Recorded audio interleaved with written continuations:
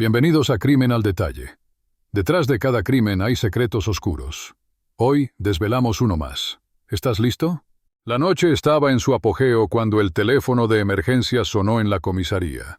Era una llamada corta, desesperada, llena de nervios. 911, ayúdenme. He encontrado algo horrible, dijo una voz femenina entre sollozos. La operadora trató de calmarla mientras los detalles comenzaban a surgir entre el caos de sus palabras.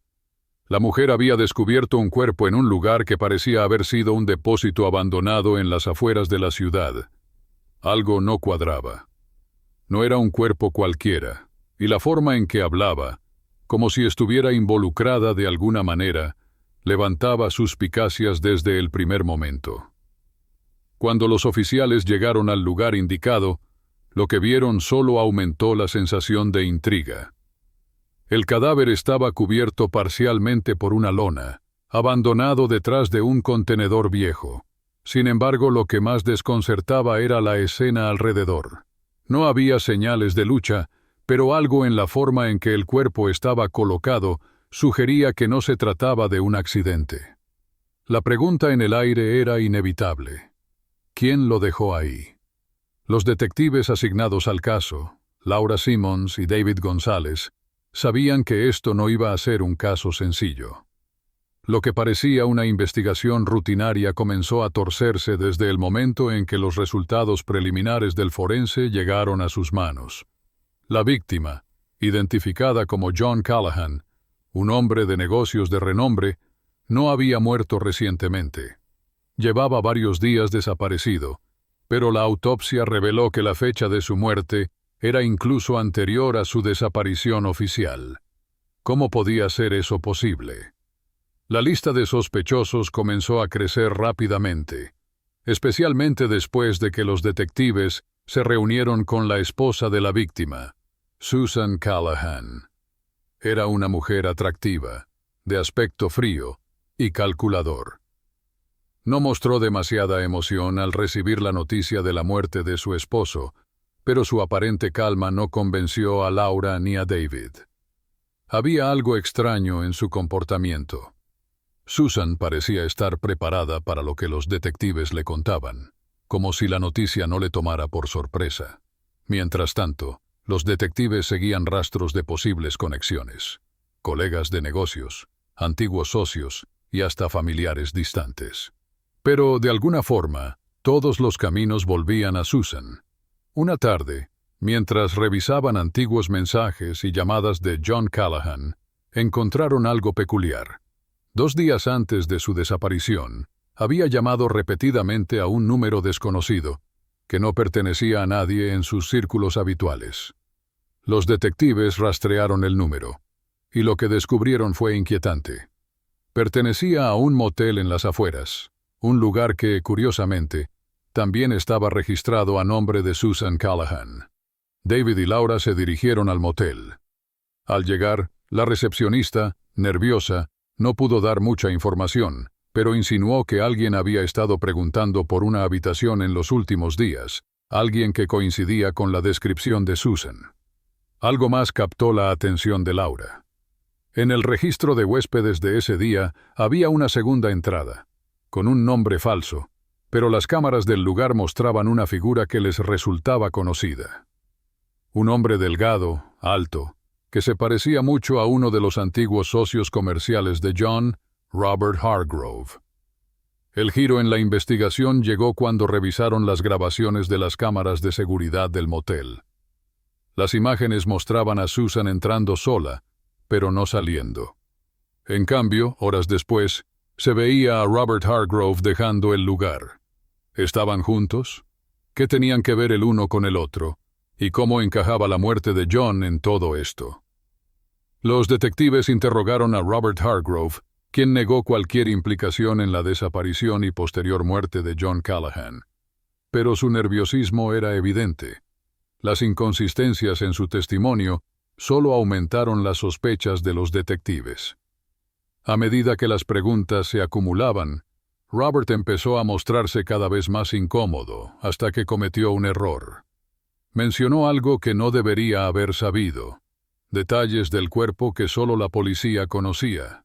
La presión sobre Hargrove aumentó cuando los detectives encontraron correos electrónicos entre él y Susan, intercambiados en los días previos a la desaparición de John. Los mensajes eran crípticos, pero dejaban entrever una conspiración. No quedaba duda de que estaban planeando algo juntos. La pregunta seguía siendo, ¿por qué mataron a John?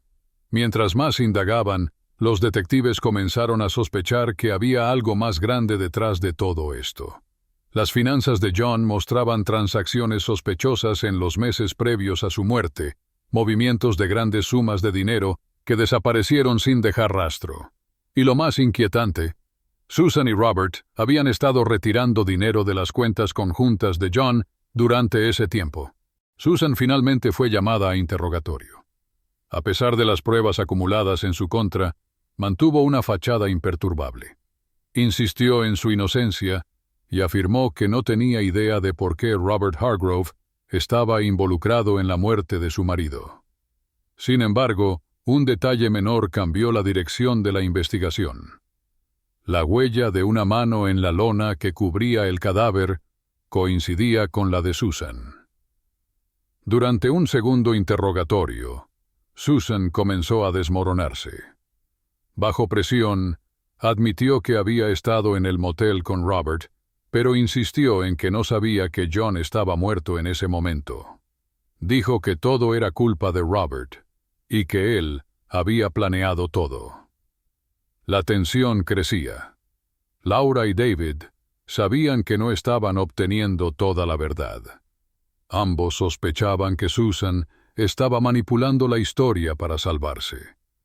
¿Qué más estaba ocultando? A medida que las tensiones aumentaban, Laura y David decidieron explorar más a fondo el pasado de Susan. Su vida antes de casarse con John había estado marcada por sombras que ahora comenzaban a surgir. Encontraron un registro de problemas legales en su juventud, un par de arrestos por estafa y una corta estancia en un centro de rehabilitación. Podría ser que la mujer que tenían frente a ellos era más compleja de lo que parecía. Mientras investigaban, Laura se encontró con un viejo amigo de la infancia de Susan, que recordaba un episodio oscuro.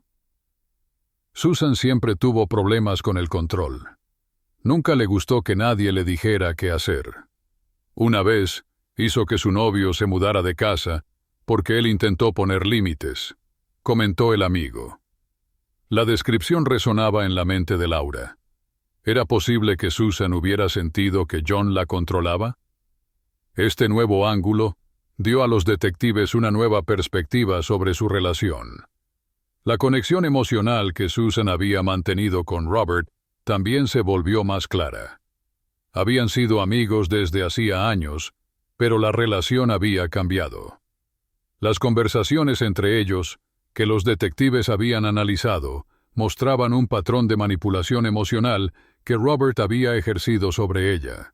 Sin embargo, el verdadero dilema para Laura y David era cómo probar que estos sentimientos habían llevado a Susan a un desenlace trágico. Mientras tanto, Robert se encontraba en una situación difícil. Las pruebas se acumulaban en su contra y, sintiéndose acorralado, decidió tomar una ruta inesperada. Llamó a los detectives y se ofreció a darles una declaración. En su encuentro, parecía nervioso, casi temeroso. «Necesito hablarles sobre Susan», comenzó, su voz temblorosa. «Ella no es quien dice ser. La situación se salió de control, pero no puedo seguir guardando silencio». La sala de interrogatorios estaba cargada de tensión. Robert, visiblemente alterado, comenzó a relatar su versión de la historia. «Susan y yo nos conocíamos desde hace años, pero ella siempre decía que quería más. Se sentía atrapada en su matrimonio con John. Al principio pensé que solo estaba desahogándose, pero luego comenzó a hablar sobre cómo se desharía de él. Al principio lo tomé como una broma, pero se fue volviendo más serio. Se estaba obsesionando con la idea», confesó. David y Laura intercambiaron miradas, sintiendo que el juego estaba cambiando. Robert continuó, revelando detalles que nunca antes había mencionado. Una noche, mientras estábamos en el motel, ella me mostró un plan. Tenía todo pensado, pero cuando John apareció, las cosas se volvieron peligrosas. Nunca quise que esto sucediera. Solo estaba tratando de ayudarla. Fue ella quien empujó a John y luego... La historia de Robert se complicaba y se tornaba más sombría a medida que avanzaba. Pero había algo que no encajaba. «¿Por qué no lo dijiste antes?», interrumpió Laura, enfocándose en los vacíos de su relato. Robert bajó la mirada, avergonzado. Estaba asustado. No sabía qué hacer. Pensé que podríamos salirnos con la nuestra, hasta que la policía comenzó a investigar. Con la declaración de Robert en manos, Laura y David decidieron que era hora de confrontar a Susan una vez más. Había muchas contradicciones en sus relatos. La actitud imperturbable de Susan comenzaba a desmoronarse bajo la presión. En el tercer interrogatorio, Laura expuso la nueva información. Robert dice que tú planeaste todo, que él solo quería ayudar, pero tú lo llevaste a actuar. ¿Es cierto? Susan parpadeó, su rostro pálido, pero no se dejó intimidar. Robert siempre ha sido manipulador. Nunca me gustó que tuviera tanto poder sobre mí. Pero no maté a John. No soy una asesina, gritó. La detective Simmons inclinó la cabeza, pensativa. ¿Qué pasó esa noche realmente, Susan? No te lo estamos preguntando porque creamos que eres culpable, sino porque creemos que sabes más de lo que estás diciendo. La habitación se llenó de silencio, y el aire era denso con la tensión de lo no dicho. Después de unos segundos de incertidumbre, Susan comenzó a hablar de nuevo. No quería que las cosas llegaran tan lejos. Solo quería ser libre. Cuando Robert me sugirió que nos deshiciéramos de él, pensé que era una locura. Pero después de todo lo que había soportado, no sé. Tal vez en un momento de desesperación lo consideré. Las palabras de Susan fueron un hilo enredado que mantenía un sentido de misterio. Mientras los detectives procesaban la información, comenzaron a ver que todo estaba interconectado de maneras más complejas de lo que pensaban. La relación tóxica de Susan con John, combinada con su conexión con Robert, creó un entorno explosivo.